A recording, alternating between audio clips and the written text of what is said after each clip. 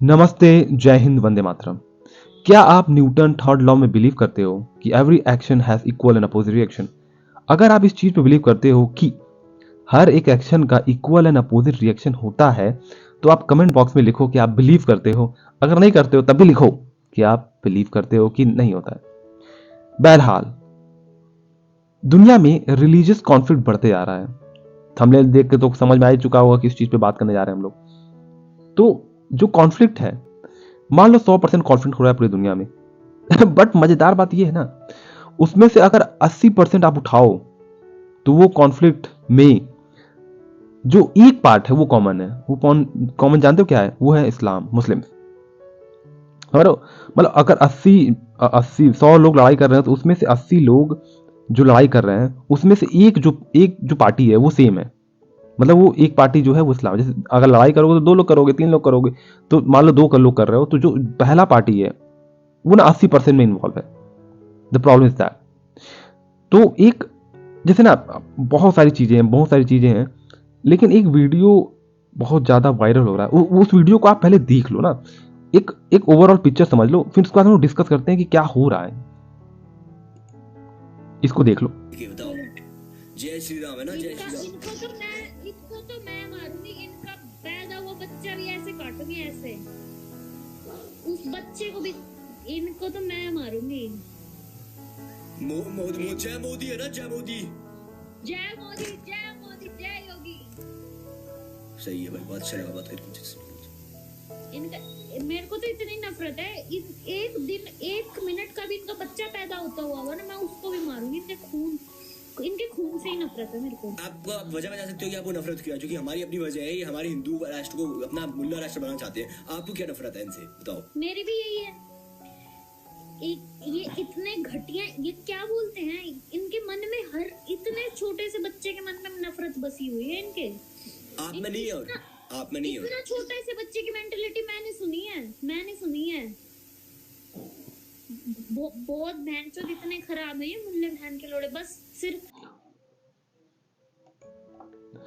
तो एक overall picture आपको समझ में आई होगी कि ये हो क्या रहा है। जैसे ये जो लड़की है, इसके मन में हेट्रेड भर गया। जैसे होता है ना कि every action has equal and opposite reaction. So अब क्या हुआ है, जैसे मान लो कि अगर आप किसी मुस्लिम से पूछोगे, स्कॉलर्स की बात कर रहा हूँ, स्कॉलर्स की बात, जो क्या बोलते हैं उन लोग को, मौलवी बोलते हैं उन लोग को शायद। हाँ, तो उन लोग से अगर पूछोगे कि एक बात बताइए, होली मनाना क्या अच्छी बात है, तो दे विल श्योरली से नहीं। ओके, पूछोगे दीपावली मनाना अच्छी बात है, नहीं। मकर संक्रांति मनाना अच्छी बात है, नहीं। अब इसमें ये सब तो नहीं है, चलो ठीक है यार, आप मुस्लिम मान लेते हैं। भारत माता की जय बोलना अच्छी बात है, नहीं। वंदे मातरम बोलना अच्छी बात है, नहीं। मतलब क्या अच्छी बात है? अगर आप अपने देश से प्यार नहीं कर सकते हो, आप जिन लोगों के साथ रह रहे हो उनसे प्यार नहीं कर सकते हो, तो थोड़ा सा एक दिमाग में क्लिक होता है। जैसे ना, मैं, क्योंकि मुझे दुख होता है, मुझे बोलो कि भैया कि ये अल्लाह की जय बोलो, तो मैं बोल दूंगा, क्या दिक्कत है? मुझे कोई दिक्कत नहीं है। उनकी पूजा कर लो, उनके सामने हाथ जोड़ लो, मुझे कोई दिक्कत नहीं है। करो। ये होता है कि जैसे ना आप फ्लेक्सिबल हो।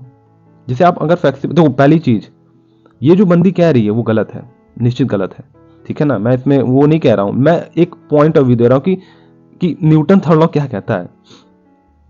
अब आप इतने सारे बाउंड्रीज बना रहे हो अपने लिए, ऊपर से एक और बाउंड्री बनाते हो। आप जानते हो कौन सा बाउंड्री? काफिर्स का, कि जो नॉन बिलीवर है उसको मार दो, फॉर एग्जाम्पल। चलो ठीक है, आप अगर ना आप यही सवाल आप पूछोगे कि नॉन बिलीवर का मतलब क्या, काफिर का मतलब क्या, किससे? मुस्लिम जो स्कॉलर्स होते हैं, तो कहीं काफिर का मतलब ये होता है जो नॉन बिलीवर होता है, एग्जैक्टली। बट आप तो बिलीव करते हो ना, आप तो किसी गॉड में बिलीव करते हो, तो आप तो नॉन बिलीवर नहीं हुए। तो एक बात बताओ, जो यूरोप है उसमें बहुत सारे ऐसे देश हैं जिसमें ना 40 से 50% व्यक्ति जो होते हैं ना, वो एथीस्ट होते हैं, वो किसी भगवान को नहीं मानते हो। तो क्या उन लोगों को मारना उचित है? सोचो एक बार, बिल्कुल अनुचित है। लेकिन फिर भी उनका उनका कॉन्सेप्ट तो अभी भी फेल हो जा रहा है। तो मैं ये नहीं कह रहा, तो बात तो ये है ना, अगर आप किसी से पूछोगे ना, उन लोगों को सिखाया जाता है ऐसा। क्योंकि ना, अब मैं ऐसा क्यों कह रहा हूं क्योंकि ना जब भी ना कोई रिपोर्टर जाता है कहता है कि भैया कि आप क्या सोचते हो हिंदूज के बारे में, क्या करते हो, तो आप ना आस पड़ोस में देखोगे ना तो समझ जाओगे। और फिर आप आ जाते हो कि इकोनॉमिकल बेनिफिट लेने। अब ये लड़की देखो, अब ये लड़की क्या कह रही है, ये लड़की गलत कह रही है। जानते हो क्यों गलत कह रही है? देखो, कहीं ना कहीं इस्लाम की भी जो स्टार्टिंग है इसी से स्टार्ट हुई है कि वो हेटरेट लोगों के मन में डाले, दूसरा दूसरा नीचा है, दूसरा को मार दो। और सेम आइडियोलॉजी लेके ये भी चल रही है, समझ रहे हो? अगर इस तरह का आइडियोलॉजी बढ़ा तो और सब जो रिलीजन उसमें भी हेटरेट आ जाएगा, तो सब एक दूसरे को मार के मर जाएंगे। अभी तो मान लो एक बुरा है, मैं ये नहीं कह रहा हूँ कोई बुरा है, मैं कह रहा हूँ, एक एग्जांपल दे रहा हूँ कि मान लो एक बुरा है, तो अगर उसी का आइडियोलॉजी सब ले लेंगे तो सब बुरे जाएंगे, सब एक दूसरे को मार के मर जाएंगे। तो इससे बेहतर है जो एक बुरा है उसको समझाया जाए कि भैया इतना रेडिकल होना अच्छी बात नहीं है, it's important to be neutral.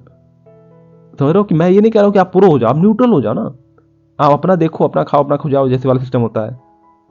तो मुझे ये लगता है, और इसकी आइडियोलॉजी बिल्कुल गलत है, क्योंकि ये ऐसी जगह जा रही है ना जहां से कम बैक नहीं। जैसे ये है ISI, देख लो, ISIS, मतलब वही कह रहा है, ISI भी सेम ही है, ISIS वही इस्लामिक स्टेट की बात कर रहा हूँ। अब उनका क्या था कि सभी को मारो, सबकी गर्दन रेतो। तो वही बात है ना, ये कम बैक नहीं है, वापस नहीं आ पाओगे आप। तो it's important to be neutral, और ये एकदम गलत कह रही है, लेकिन आपको समझना पड़ेगा कि कॉन्टेक्स्ट क्या है। टिल देन आप क्या सोचते हैं इसके बारे में मुझे बताओ। टिल देन जय हिंद, वंदे मातरम।